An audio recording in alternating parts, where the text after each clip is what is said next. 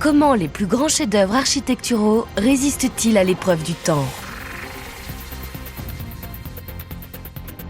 Depuis des siècles, archéologues et historiens essaient en vain de percer ce secret.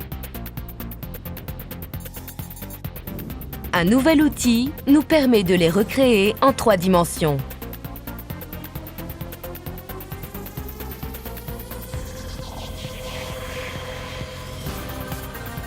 Grâce au progrès de la science, nous disposons aujourd'hui d'un scanner capable de numériser ces constructions.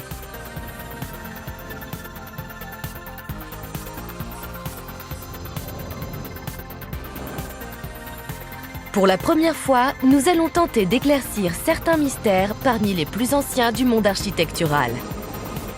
C'est sur le site de Machu Picchu que se rend notre équipe d'experts pour comprendre comment les Incas ont construit une ville dans les nuages qui défie les lois de la gravité.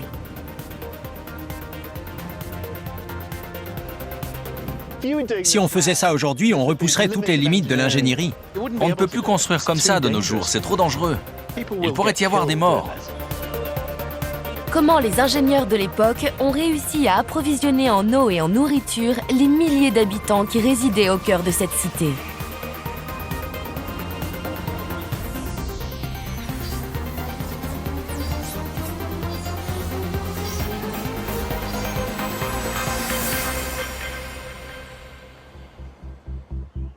Le Pérou compte aujourd'hui un peu moins de 30 millions d'habitants. La plupart sont des descendants directs des Incas, une des civilisations les plus mystérieuses de l'histoire. Leur empire a vu le jour dans les Andes péruviennes au début du XIIIe siècle et il est devenu le plus vaste de toute l'Amérique du Sud.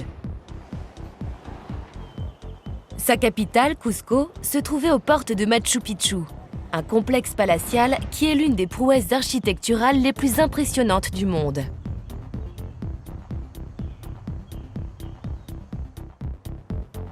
Pour Dallas Campbell, Machu Picchu est une source d'émerveillement permanente.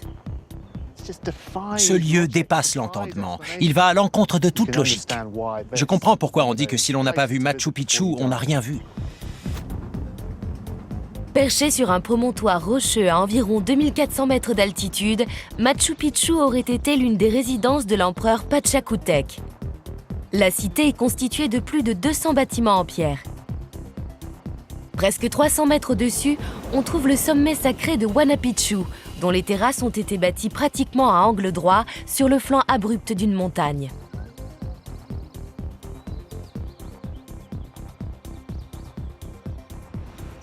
Les 2 sites de Huayna Picchu et de Machu Picchu ont été construits par Pachacútec, qui a régné pendant plus de 30 ans au milieu du XVe siècle.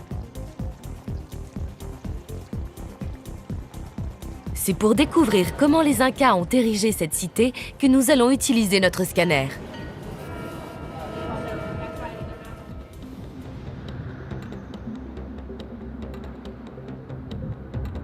Depuis toujours, Steve rêve de résoudre les grands mystères architecturaux du passé. Et aujourd'hui, il dispose de la technologie pour y parvenir. Je dois rentrer dans la tête des ingénieurs Incas pour comprendre comment ils ont réussi cet exploit. On doit penser comme un Inca. C'est ça. Se mettre à leur place.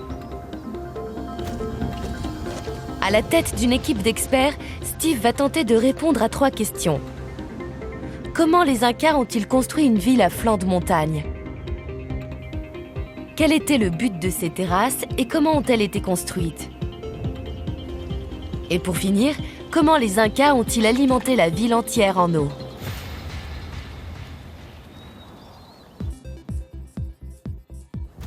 Pour l'aider dans sa mission, il peut compter sur des spécialistes venus du Centre des technologies spatiales avancées de l'Université de l'Arkansas. Cathy Simon, Malcolm Williamson, Eileen Ernenwine et Adam Barnes. On a déjà scanné des bâtiments difficilement accessibles, mais là, c'est encore un cran au-dessus. L'équipe commence son travail pour répondre à la première question. Comment les Incas ont-ils pu construire une ville de cette taille à une telle altitude?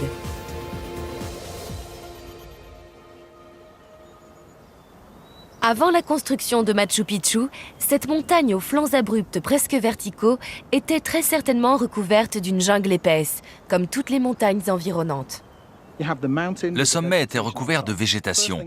La première chose à faire, c'est l'enlever pour atteindre les matériaux plus meubles, les cailloux, les pierres, les gravats et la terre.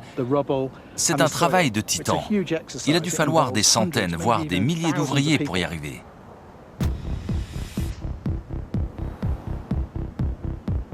Steve pense que c'est en étudiant les pierres qu'il arrivera à percer les secrets de la conception de cette cité. Quel que soit le site de construction, on doit d'abord se demander combien de terre il va falloir extraire et où on la mettra ensuite. Et c'est exactement ce à quoi ont dû réfléchir ceux qui ont construit Machu Picchu.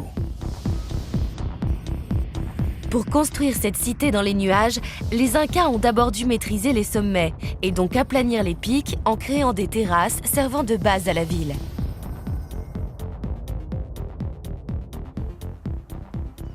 Mais où ont-ils trouvé les matériaux nécessaires? Dans une zone au sud-ouest du site se trouve peut-être la réponse. Sur place, tout semble figé dans le temps, comme si tout s'était arrêté brutalement. Selon Steve, il s'agit là d'un indice essentiel sur la construction de la ville. Il veut donc scanner cette zone et voir ce que les données 3D vont révéler. Ce sont des pierres comme celle-ci qu'il va falloir scanner. Tu as vu, cette face a été préparée, elle est bien plate. On va en chercher d'autres? Oui, maintenant que je sais ce que tu cherches. D'autres indices sont éparpillés un peu partout sur le site. Vu l'encoche qu'on a là, ils allaient sûrement poser cette pierre ici. C'est bien la même forme. Oui, mais ils n'ont pas fini. Pourtant, elle est prête. Ils l'avaient préparée en vue de la poser. Ce serait intéressant de comparer cette encoche et ce côté. A priori, ils étaient en train de tailler cette pierre pour qu'elle s'emboîte dans celle-ci. Regarde cette pierre, encore une qui était en train d'être taillée. Cette face-ci était prête et ils étaient en train de préparer celle-ci pour que les deux s'emboîtent parfaitement. Mais à quoi servaient exactement ces pierres? Tandis que Cathy scanne cette zone au plus près, Adam et Malcolm effectuent des scans pour avoir une vue d'ensemble du site. Steve espère que ces données lui permettront d'y voir plus clair. On fait un scan de chaque côté de ce mur? D'accord, je vais installer l'autre appareil là-bas. Ok, c'est parti. J'ai eu peur, je croyais que c'était un serpent. Les Incas ne disposaient pas de système d'écriture. Il n'existe donc aucun document expliquant ou relatant la construction de Machu Picchu. Édifié il y a presque 600 ans, Machu Picchu a été abandonné seulement un siècle plus tard, lorsque les Espagnols ont conquis l'Amérique du Sud. Pourtant, les conquistadors n'ont jamais découvert cette forteresse montagneuse. Pendant 500 ans, elle est restée dissimulée par cette jungle épaisse jusqu'à ce que l'explorateur américain Hiram Bingham la révèle au monde entier en 1911. C'est une découverte qui a toujours fasciné Dallas Campbell. On dit qu'un jeune Péruvien aurait conduit Hiram Bingham le long de ce sentier et se serait arrêté ici, sur cette crête relativement dangereuse. Et voilà justement les photos qu'il a prises de cet endroit. Dès que le monde les a découvertes, Machu Picchu est devenu célèbre.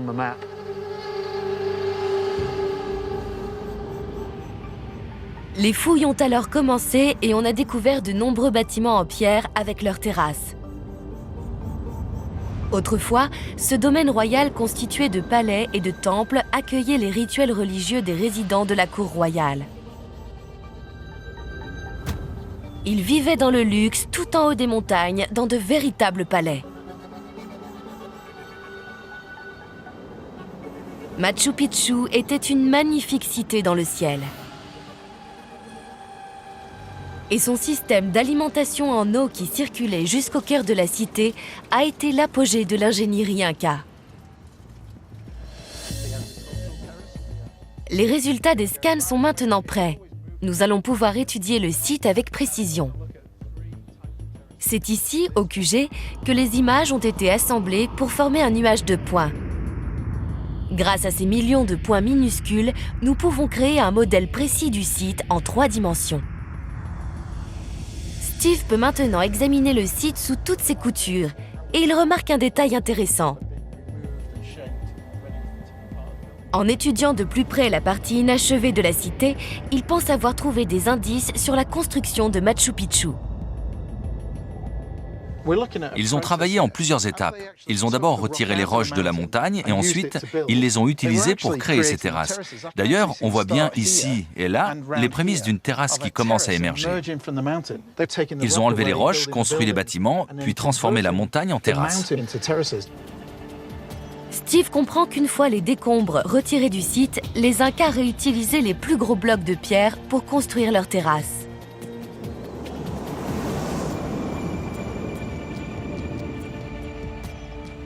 Et nos scans révèlent l'existence d'une nouvelle partie en construction. Ces lignes rouges soulignent la disposition des terrasses inachevées et montrent comment les Incas ont transformé les versants rocailleux de la montagne en centaines de terrasses. C'est la façon la plus efficace de construire. C'est certain, Par étapes. en harmonie avec la nature. Exactement. Grâce à notre technologie laser, nous avons pu photographier le passé et révéler à Steve comment Machu Picchu a été construit. Il se dirige maintenant vers les terrasses pour étudier de plus près leur méthode de construction. On peut voir qu'il y a différentes tailles de pierre.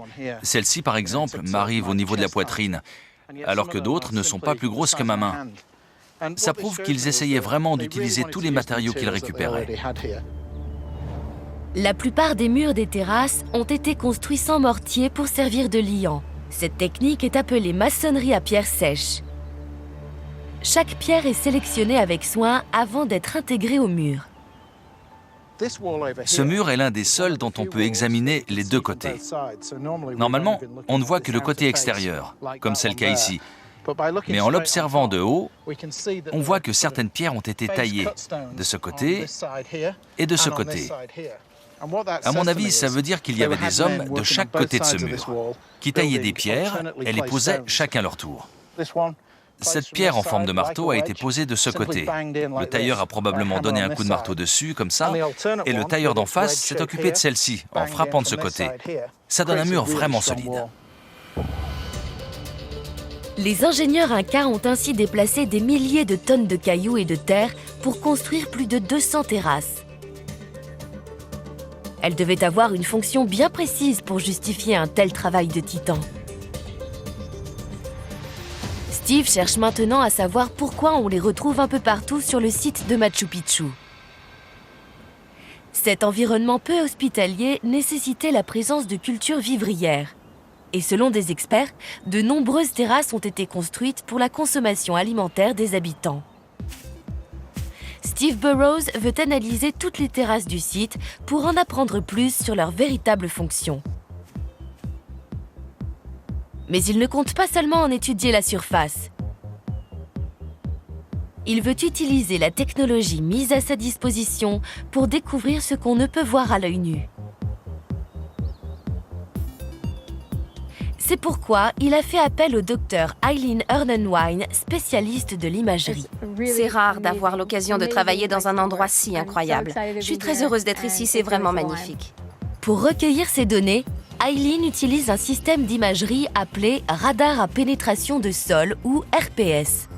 Ce radar envoie des ondes électromagnétiques qui lui permettent de détecter des objets ou des changements de milieu sous terre. Steve espère ainsi en apprendre plus sur la structure des terrasses et les matériaux qui les composent. Machu Picchu est semblable à un iceberg. Une grande partie de cette structure se trouve sous terre. Et on espère que le RPS va localiser les cailloux et les matériaux qui ont servi au début de sa construction. La vision ultra précise des scanners ne sera pas de trop. Il va nous falloir des données en 3D très précises. Il faut qu'on puisse parfaitement voir les faces de chaque pierre. Je ne sais pas comment on va pouvoir scanner et détecter les différentes pierres parmi toute cette végétation. Si c'était facile, n'importe qui l'aurait déjà fait. C'est sûr, oui. C'est pour ça que je vous paye si bien. Ah bon? Pendant que l'équipe se met au travail, Dallas essaie d'en apprendre plus sur l'homme qui a fait construire cette fabuleuse cité, l'empereur Pachacútec. Il s'en remet donc à l'expertise de l'archéologue David Drew. Pachacútec ne résidait pas en permanence sur place. Alors, comment ça se passait quand il était à Machu Picchu? Il avait des gardes qui vivaient ici en permanence et qui prévenaient la population quand Pachacútec arrivait, pour que tout soit prêt pour sa venue. La cour se déplaçait de palais en palais, un peu comme à la fin du Moyen-Âge ou à l'époque de la Renaissance.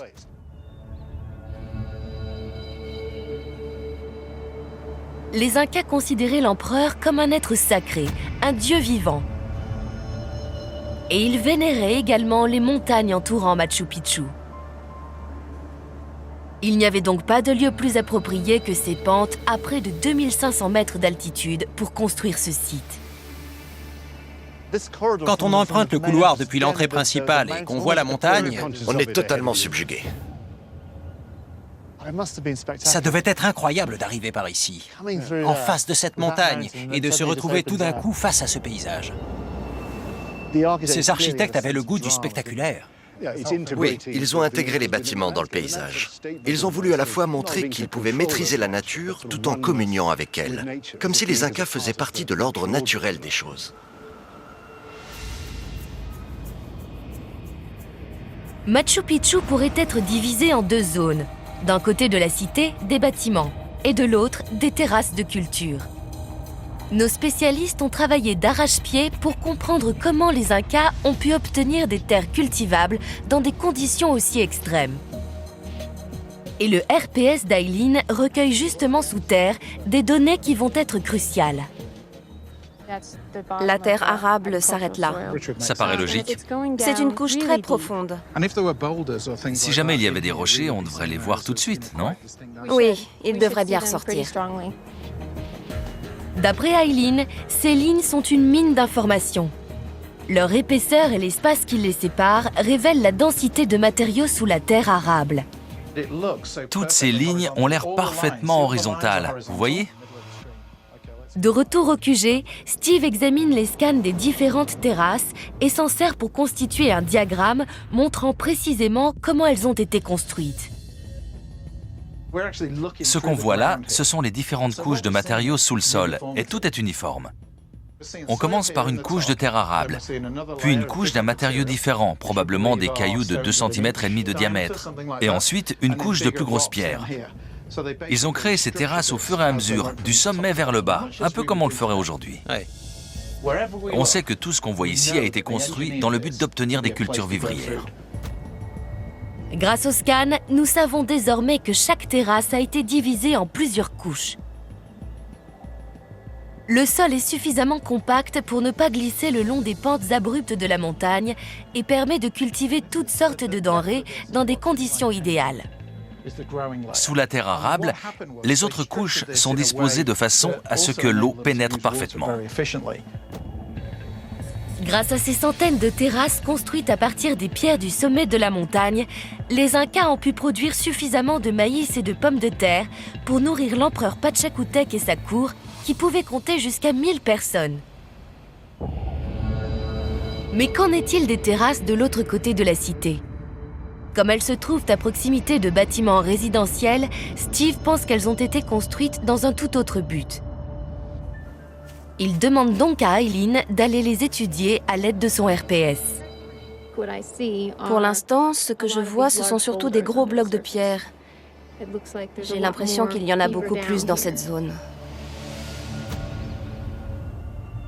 D'après les premières données recueillies, cette terrasse est complètement différente des terrasses de culture situées dans la zone agricole. Steve va devoir examiner les scans de plus près pour en savoir davantage. Une fois encore, ces images permettent à l'équipe de comprendre ce qui se passe sous terre. Tout est mélangé cette fois, on n'a pas d'uniformité. Oui, c'est complètement différent des autres terrasses. Il n'y a pas de couche supérieure bien distincte, et il y a même des cailloux à la surface du sol. C'est une composition beaucoup plus naturelle. Ces terrasses ne sont pas cultivables, mais sont composées d'un mélange de cailloux et de terre compressée, le sol de fondation idéal pour construire un bâtiment. En plus d'utiliser ces terrasses pour produire des cultures, les Incas s'en servaient pour renforcer les flancs de la montagne et ainsi stabiliser les bâtiments au sommet. Grâce à ces données, on peut maintenant faire la distinction entre les différents types de terrasses de Machu Picchu. Exactement. C'est vraiment incroyable, étonnant, oui. Ces structures sont remarquables, surtout quand on voit leur emplacement. Notre scanner nous offre peu à peu un nouvel éclairage sur la merveille d'ingénierie de ce site. Mais comment vivait-on dans cette cité légendaire? Ses résidents étaient installés dans les plus beaux bâtiments, en parfaite harmonie avec les montagnes environnantes vénérées des Incas.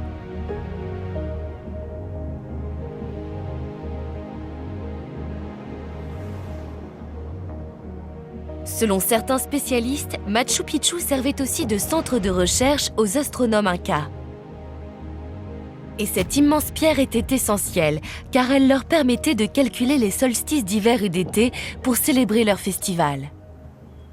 L'archéologue David Drew pense avoir trouvé des indices qui confirment cette hypothèse astronomique à un autre endroit du site.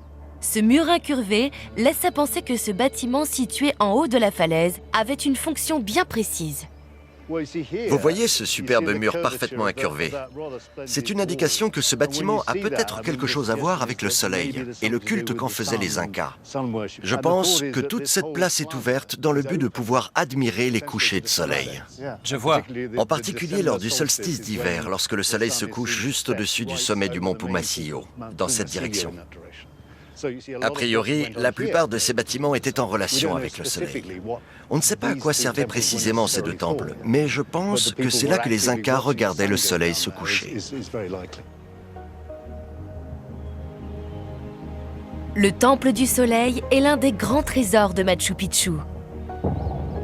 Il possède les plus beaux ouvrages en pierre de la cité, notamment ce mur, considéré comme le plus extraordinaire des Amériques.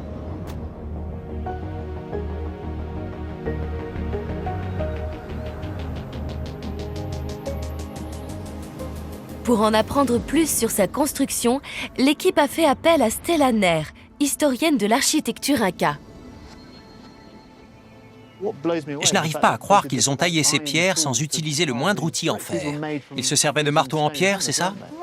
Oui, mais même avec un outil très simple, on peut faire des prouesses, et la maçonnerie inca en est le parfait exemple.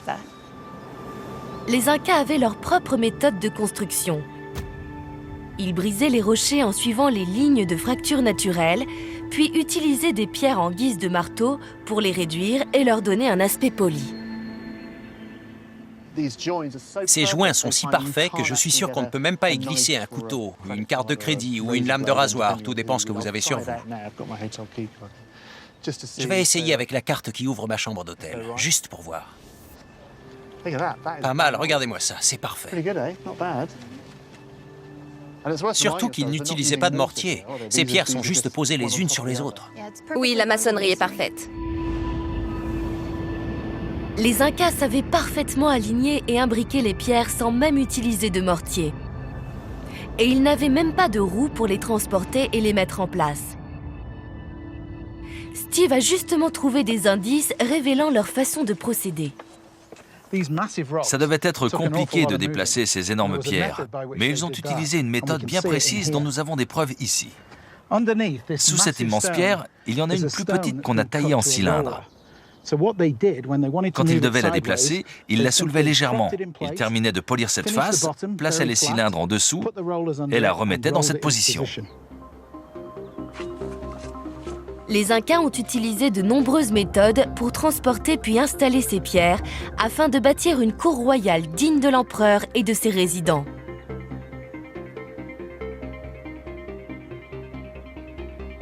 Ils ont dû se montrer ingénieux pour réussir à ancrer solidement ces bâtiments dans le flanc de la montagne.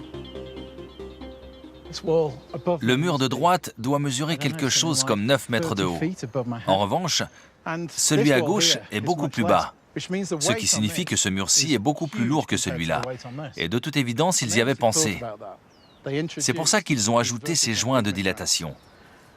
Dès qu'il y a une différence de hauteur entre deux morceaux de mur, on trouve un joint comme celui-ci. Ils ont donc construit ces murs par section. Ils ont commencé tout en haut et ont construit Machu Picchu par étapes en descendant petit à petit. Mais la cité n'a pas été entièrement achevée. Dans la zone sacrée, on trouve un bâtiment judicieusement appelé le Temple inachevé.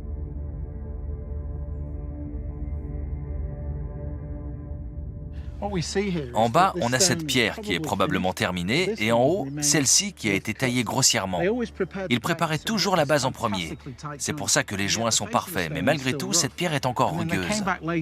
Une fois cette partie finie, ils utilisaient un genre de bâton droit pour frapper le bas de la pierre et faire une marque.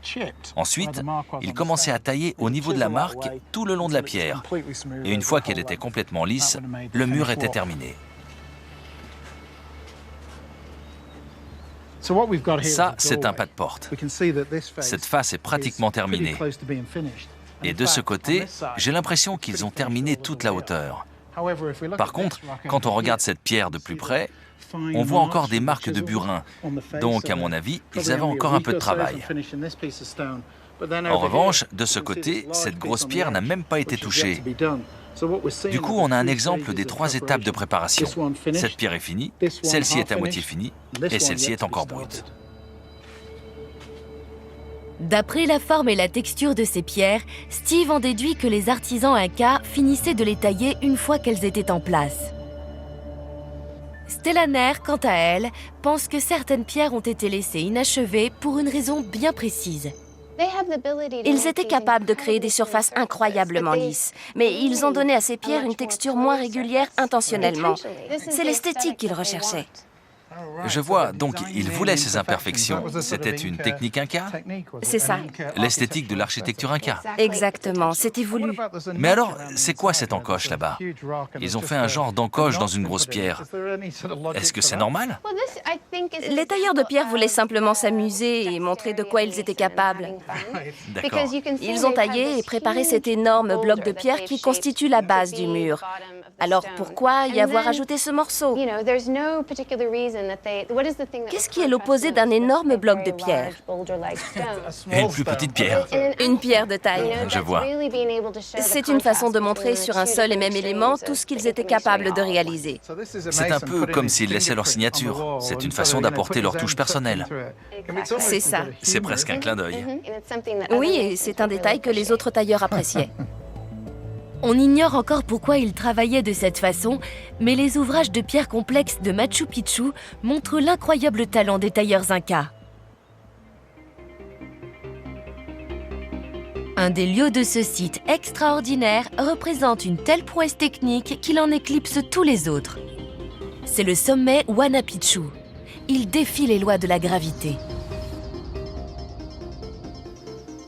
Avec ses pentes presque verticales, y construire des bâtiments a dû être encore plus compliqué.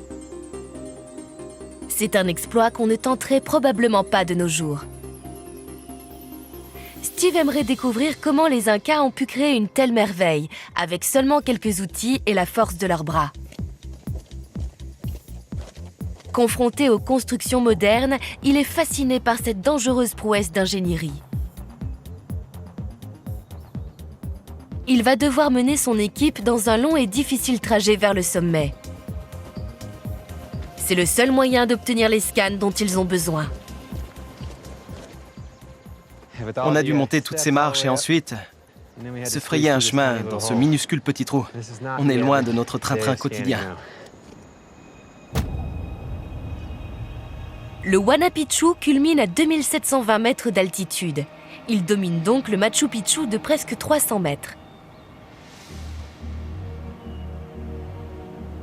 Malgré ces pentes quasi verticales, les Incas ont réussi à construire des bâtiments et des terrasses.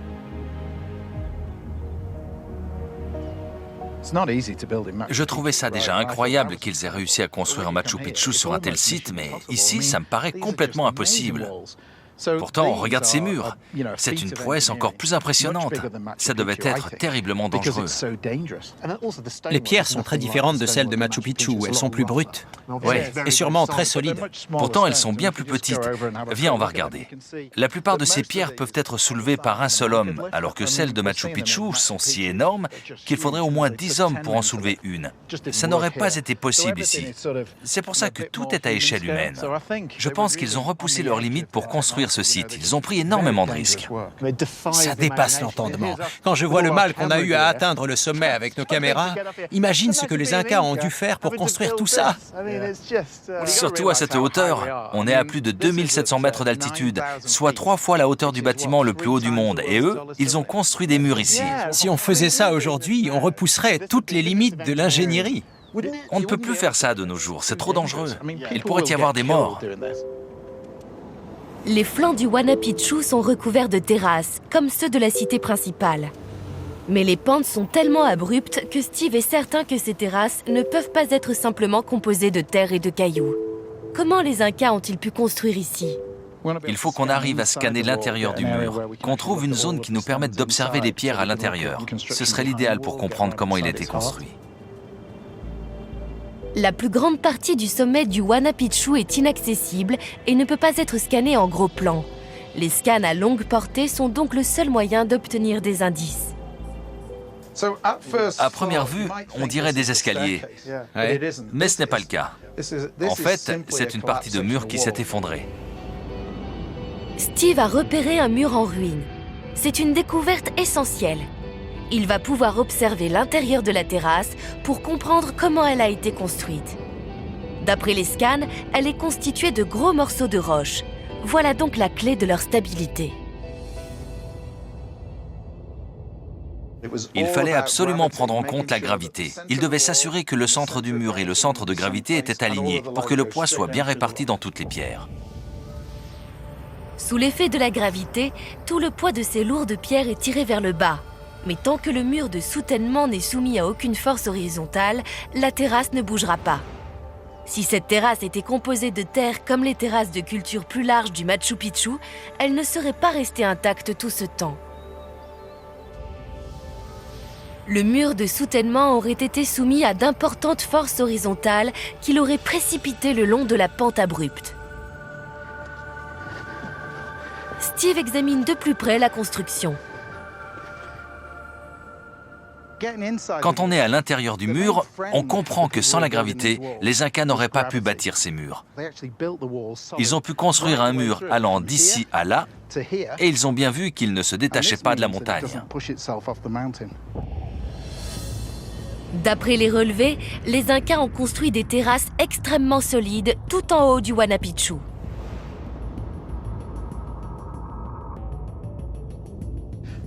Ça montre à quel point ils savaient maîtriser la nature. Ils ont décidé de le faire parce qu'ils le pouvaient. Ça prouve combien ils étaient en avance sur leur temps et surtout de quoi ils étaient capables. Oui. Quand on observe ces terrasses, même celles qui sont inachevées, elles ont toutes l'air identiques. C'est vrai. Mais en fait, chacune a été conçue en fonction de son emplacement. Nous avons découvert que les terrasses soutenaient les bâtiments et permettaient aux habitants de faire pousser des cultures. Mais elles ne les rendaient pas pour autant autonomes.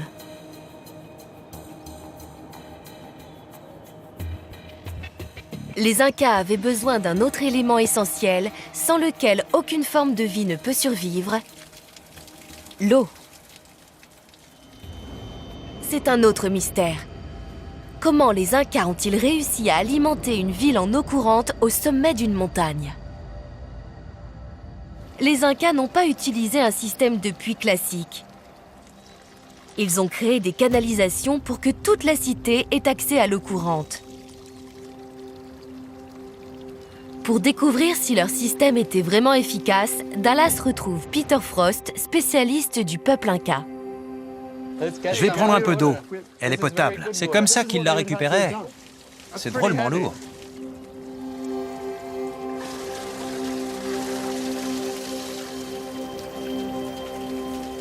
C'est l'une des fontaines d'un réseau que l'on trouve un peu partout sur le site. Elles étaient toutes reliées par des canalisations jusqu'au pied de la montagne. Au sommet, la toute première fontaine donnait directement dans les quartiers privés de l'empereur Pachacútec.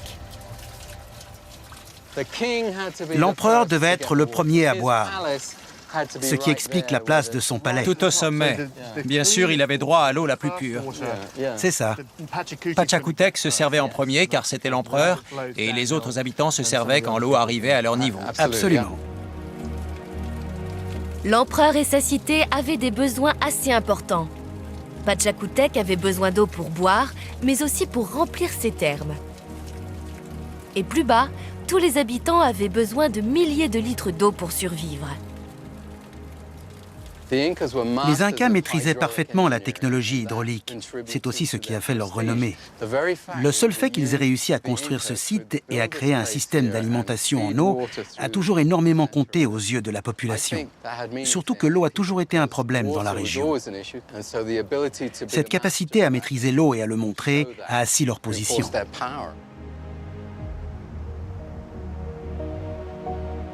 Mais l'eau ne servait pas uniquement à faire vivre la cité. Les résidents incas avaient aussi besoin d'un système pour rejeter leurs eaux usées. Steve aimerait justement découvrir où allaient ces eaux usées et s'il veut trouver des indices, il va devoir se fier au scanner.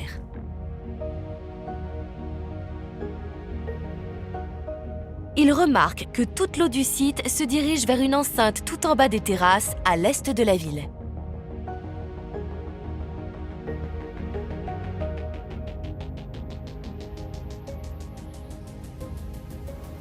Steve fait part de son idée à Stellaner pour connaître son opinion.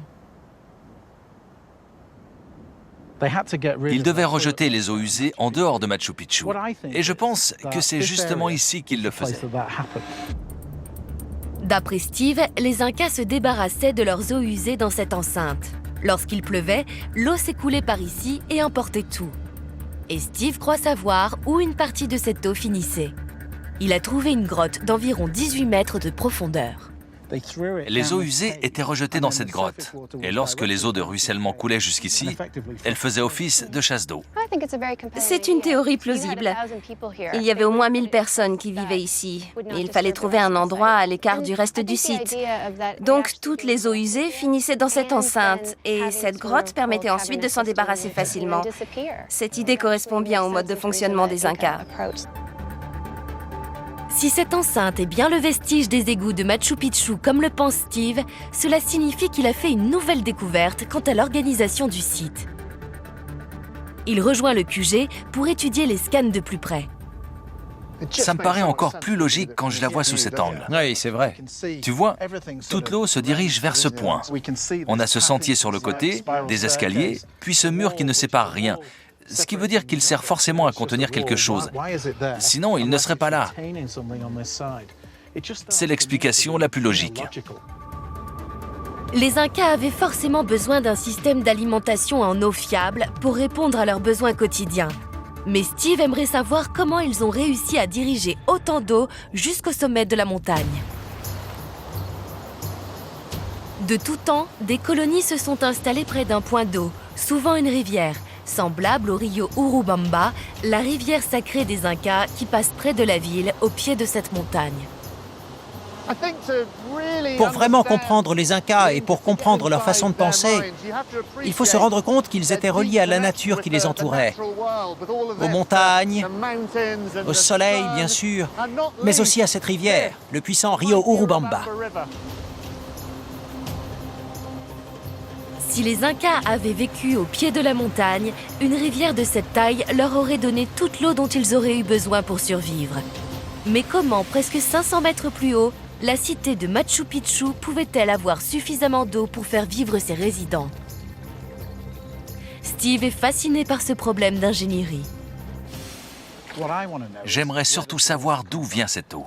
Une fois que je le saurai, je connaîtrai enfin l'origine de Machu Picchu. Steve et l'équipe partent à la recherche de la réserve d'eau. Leur quête les conduit sur une pente à presque 800 mètres au sud de Machu Picchu, où Steve espère pouvoir repérer la source. Ce sentier est si dangereux qu'il n'est pas ouvert au public. très peu de gens s'y aventurent. Il est recouvert d'une végétation dense et les machettes ne sont pas de trop pour se frayer un chemin. Au bout du sentier, ils aperçoivent enfin la source naturelle. Steve a trouvé ce qu'il cherchait. Voici l'origine de la source qui alimente Machu Picchu. Je vois de l'eau qui sort de ce rocher là-haut. Si j'enlève ces broussailles, vous devriez la voir aussi. L'eau s'écoule par là, dans ce canal, et descend jusqu'à Machu Picchu. Voilà pourquoi la cité Inca existe.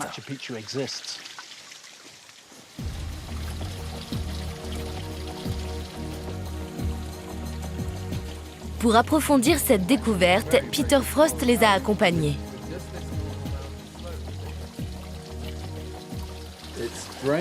L'eau s'écoule sur cette pente abrupte derrière nous, mais elle sort principalement d'une faille dans la roche.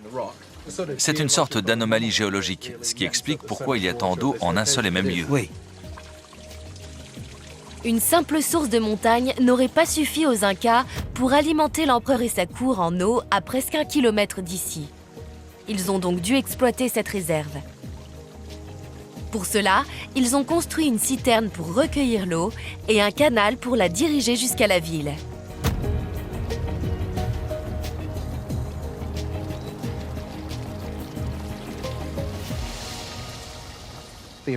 L'existence même de cette cité dépend du volume d'eau qui arrive ici. J'aimerais essayer de trouver un moyen d'estimer la quantité d'eau à laquelle avaient accès les habitants de Machu Picchu. Pour découvrir quelle quantité d'eau atteignait la cité, Steve demande à son équipe de scanner à la fois le canal et la citerne. Tu penses qu'ils ont construit Machu Picchu ici à cause de cette source? Absolument.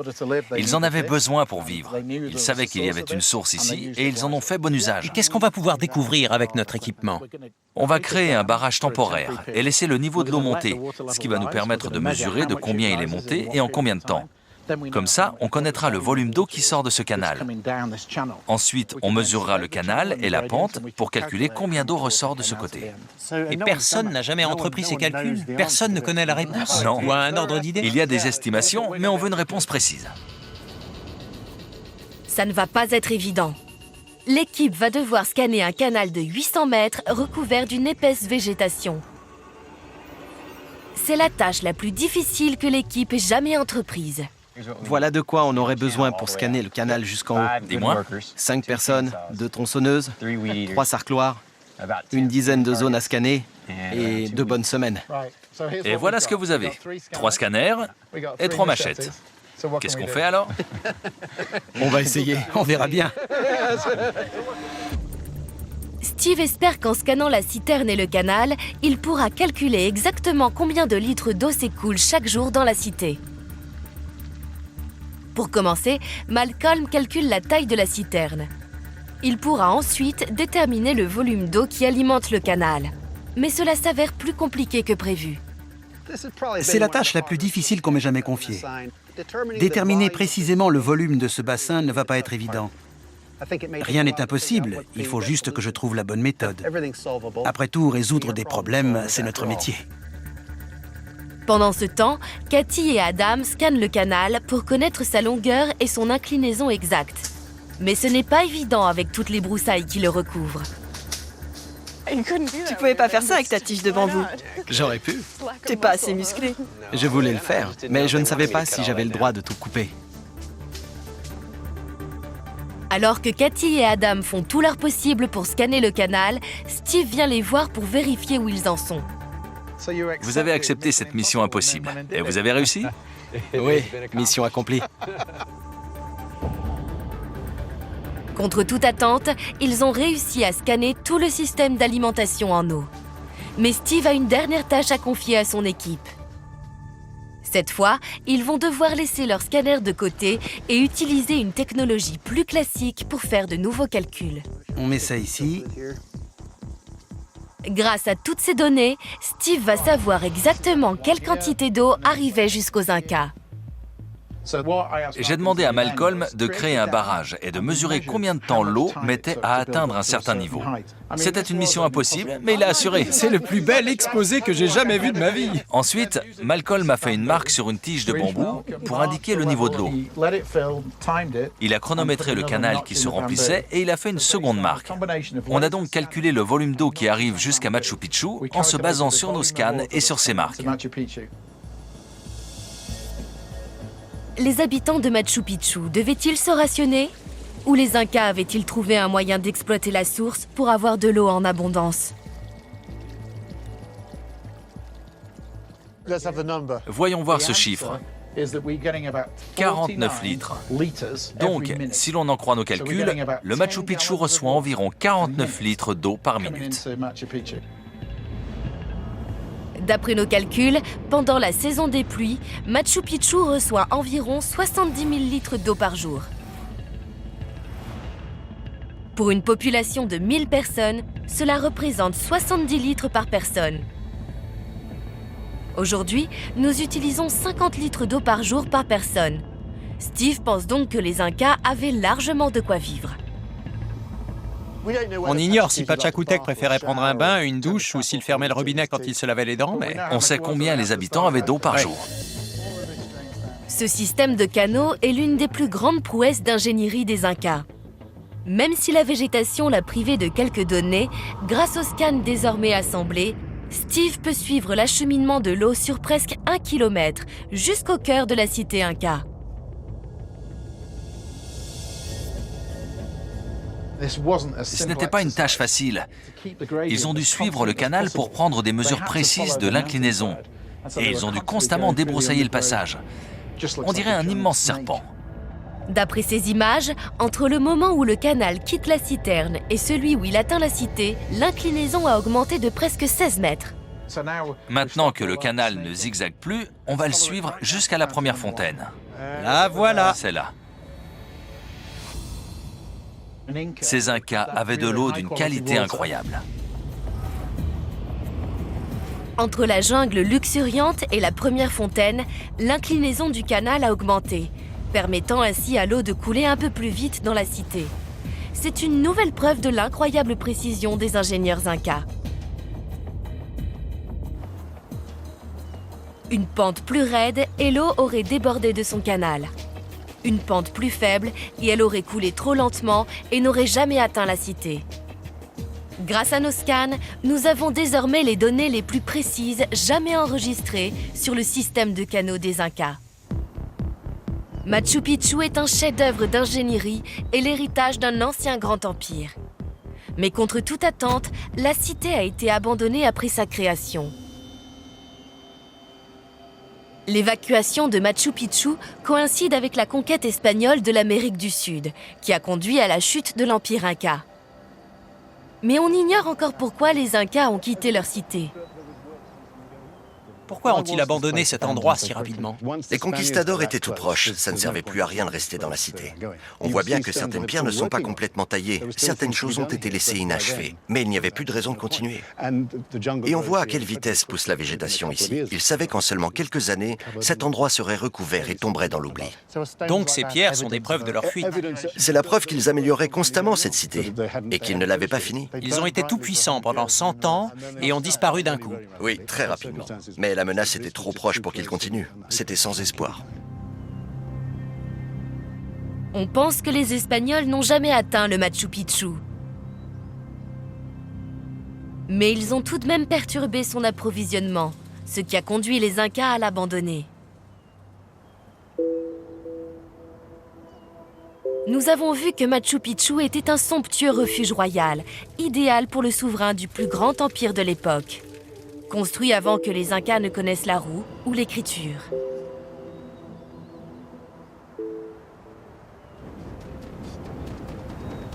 Cette construction aurait pourtant mérité bien des écrits. Grâce à notre technologie, nous avons pu observer avec un œil nouveau cette incroyable réalisation. Nous avons compris comment la cité a été construite au sommet d'une montagne et comment ces pentes ont été façonnées sur mesure pour approvisionner la cité en produits frais. Et nous savons maintenant que chaque résident disposait d'au moins 70 litres d'eau par jour. Actuellement, plus d'1 milliard de gens ne peuvent pas en dire autant. Steve a compris que les Incas ont construit cette cité ingénieuse en ne faisant qu'un avec leur environnement. Machu Picchu est en harmonie totale avec la nature. C'est un endroit mystique. On a l'impression qu'il fait partie intégrante de la montagne qui lui a donné naissance. Machu Picchu relève presque de l'impossible. C'est une cité dans les nuages, parfaitement opérationnelle, et un monument éternel qui rend hommage aux plus grands ingénieurs que le monde ait connus.